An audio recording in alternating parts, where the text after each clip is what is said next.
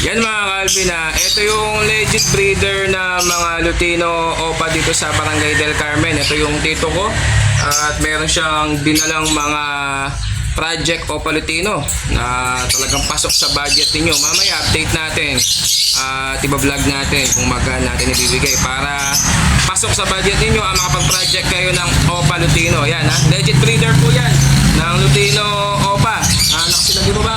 Elmer Pangilinan. Yan, si Tito Elmer Pangilinan. Yan, tito natin yan. Kaya, Ito lang yung linyada ko. Yan. Nag-ino lang ako. Yan. Ino project po, yung mga ano niya, mga Opa Lutino. Kaya yan i-update natin yung mga ibon niya mga Calvin. Stay tuned lang kayo. Ipapasok lang natin ang ating intro.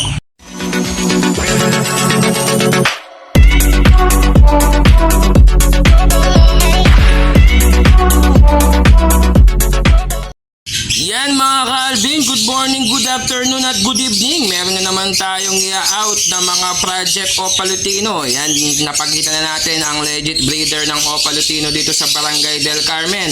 Ang ating Tito Elmer Pangilinan. Ayan mga Calvin Ito, meron siyang tatlong pares na dinala sa atin dito sa tindahan natin sa Barangay del Carmen mga Calvin. Kaya ito, i-update natin kung ano-ano to mga Calvin na mga project Opa Lutino na pasok sa inyong budget mga Calvin. Katulad yan. Yan, project Opa Lutino mga Calvin. Legit breeder po siya ng mga Crimino Opa at Lutino Opa dito sa Barangay del Carmen. Kaya nagpaalam ako sa kanya na i-video ko siya para mapakita ng mga viewers natin na talagang galing po sa kanya itong mga ibon na to mga Calvin. Katulad yan, dalawang back-to-back pastel. Yung cock natin ay split sa Opa, split sa Ino. Yung hen natin ay Opa, split sa Ino. Matic, project mo na dyan ay mga Lutino Opa at mga Crimino Opa. Ayan sila mga Calvin, bali back to back pastel na yung lalaki natin ay split sa Opa, split sa Ino. Yung hen ay Opa, split sa Ino mga Calvin, babae at lalaki na po yan. Ayan, edad po nila ay nasa 8 months mga Calvin na pwede mo nang isalang at pwede mo nang i-breed mga Calvin. Nasa halagang 2,000 pesos mga Calvin Project Opa Lutino, Project Crimino Opa ka dyan mga Calvin. Talagang sigurado ang karga at legit na legit po mga Calvin dahil nakausap natin at nagpa-video po ang may-ari ng mga ibon na to mga Calvin. Siya po ang nagpapalabas po siya ng mga Lutino Opa at Crimino Opa project dito sa Barangay del Carmen, si Tito Elmer mga Calvin. Kaya sa mga gusto pong kumuha, magpa-reservation fee ka na habang sa Friday ay pupunta po tayo ng Bukawi Pet Market para madala natin itong ibon na kukuhanin ninyo mga Calvin. Ito naman ang isa mga Calvin, yung cock dito ay split Opa, split sa Ino. At yung hen naman dito ay green, split sa Ino mga Calvin. Kaya yan, babae at lalaki po yan. Ito naman, matured na po sila mga Calvin. Nasa 10 months up na daw. Sabi ni Tito Elmer Pangilinan. Kaya ito, murang halaga lang to mga Calvin na talagang project Opa. Lutino ka dito mga Calvin. Bali ito ay nasa 1,500 pesos mga Calvin. Ayaw magpakita ng hen.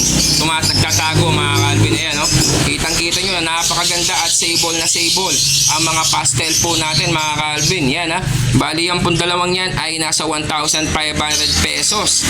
Ano pang hinihintay mo mga Calvin? Hihintayin mo pa bang may maunahan pa sa'yo dito sa mga ibon na to mga Calvin? Napakamura at pasok na pasok sa inyong budget mga Calvin. Sa halagang 1,500 pesos lang mga Calvin Ito 1,500. Split sa Opa, split sa Ino ang cock, sexling.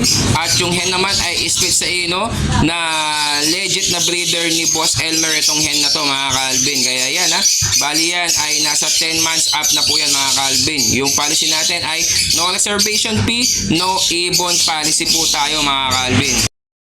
At ito naman ang isa mga Calvin, napakaganda ng pastel, talagang sable na sable mga Calvin, parang yellow face pastel po siya mga Calvin. Yan bali pastel Opa, split sa Ino po yan, talagang kitang-kita nyo na mga Calvin na sable na sable. Konting na lang mga Calvin, talagang makakapagpalabas kayo ng Opa Lutino dito. Tapos itong hen na to mga Calvin ay Opa, split sa Ino mga Calvin ha. Yan sa halagang 2,000 pesos mga Calvin. Back to back Opa split sa Ino. Babae at lalaki na po yan. Ito naman ay edad po nila ay nasa 6 months po mga Calvin yan. No? Napakaganda nito mga Calvin. No? Talagang mukhang paborito ko yata ito. Ikikip ko na lang yata ito mga Calvin. Kung walang kukuha dito, sigurado ikikip ko to. Napakaganda mga Calvin. Sa halagang 2,000 pesos mga Calvin. Talagang pasok na pasok sa inyong budget mga Calvin. Bali yan ay Project Opa Lutino at Project Crimino Opa. Napakaganda mga Calvin. No? Parang yellow face na itong pastel Opa na to na split sa ino mga Calvin. Alam na alam mo pag split sa ino mga Calvin, malinis ang mga pastel at sable po ang mga ulo po nila mga Calvin. Kaya ano pang hinihintay ninyo? Indicate natin contact number natin dyan. Pag nasa Bukawi tayo sa Friday, isabay mo na sa mga orders natin. Napupunta tayo sa Bukawi Pet Market sa Friday na po yan mga Calvin. Kaya ano pang hinihintay mo?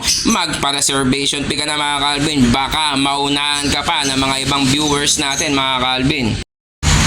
At ayun mga Calvin, nakita nyo naman, tatlong pares ang ina-out natin na Project Opa Lutino mga Calvin na galing pa dito ang tito natin. Sa kanya natin galing yung mga ibang nakaraan na na-out natin na mga split sa Ino at mga split Opa, split Ino na mga Project Crimino Opa at mga Project Lutino Opa mga Calvin. Sa kanya po galing yun mga Calvin.